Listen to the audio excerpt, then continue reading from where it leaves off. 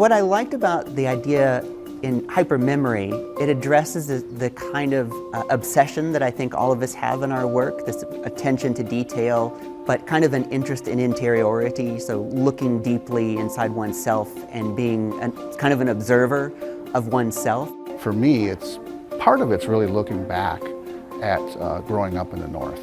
And so there were a lot of childhood type of memories that I pulled from.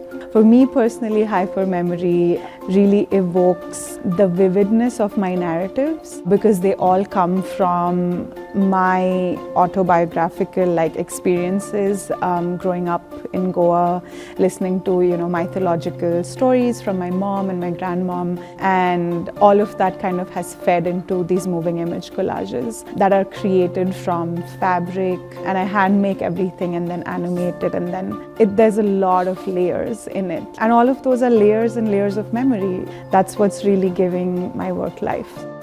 There are multiple components to this walkthrough. There is an object, there is this screen, and then there's moving image and mirrors. So it really depends on where you want to stand and what speaks to you the most. This is stockroom green screen, and I wanted to recreate the space that I grew up in, which was the stockroom behind the shoe store where my father was the manager in a mall. And I'm really obsessed with behind-the-scenes special effects. So I wanted to put that in the gallery. So there's a green screen here that viewers can stand on. And when you do, and you look up at the projection, you see that your feet are placed inside this scene from the stockroom. But it's just a boy playing in the stockroom, just in his imaginative, magical world.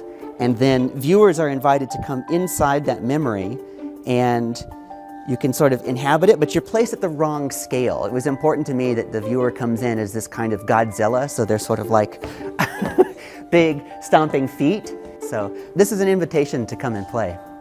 This one's a really happy piece because it's something that I grew up with. We'd always go to a northern lake and in the canoes, and it's absolutely my favorite thing in the world to see that sunset going through the trees of a northern lake island.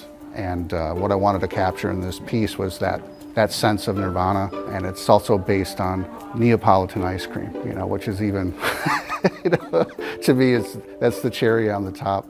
And most of my work, coming from the upper Midwest, there's a sort of tongue-in-cheek type of humor and just extremely dry humor, and that's a big part of my work. I think that's a driving force in my work, and I love when people come in and they're looking at the title, they're looking, and you can see them chuckle. That to me is like I was like, yeah, that worked.